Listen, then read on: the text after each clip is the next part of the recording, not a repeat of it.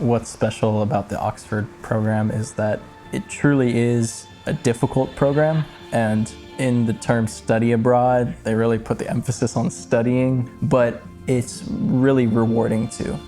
I feel this sense of honor to be able to study at Oxford University. It's been strenuous, but it's really helped me improve in terms of just learning how to write and how to have ideas and formulate those. The tutorial method of teaching at Oxford is a more personalized approach to teaching. Both of my tutorials are just one-on-one with my tutor, which was a little intimidating at first, but I'm honestly kind of glad that it's an individual session because it really forces me to engage 100% with the material, and that's been really good to try to just face those fears almost. Outside of my classes, I've done a lot of exploring around the city. The first couple of weeks, I tried to visit all of the museums in the city, which is a feat. But yeah, there's so much history around the city, which I found really interesting. We went on a group excursion to Bath as a day trip, and that was really cool.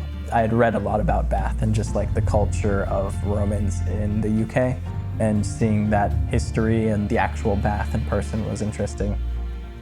We have also gone on a few group excursions to London to see certain plays, going to the British Museum, the National Gallery, that sort of thing. It was nice to have those group excursions, not to feel closer as a community and as students here on the program, but also just to give everybody opportunities to experience the UK culture a little bit more.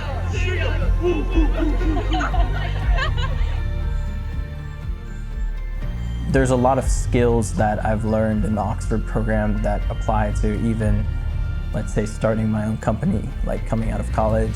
Outside of the direct material I've been learning in classes, but I feel more confident trying something new. Just being able to really engage with my academic self, but also get these worldly experiences has been an amazing opportunity.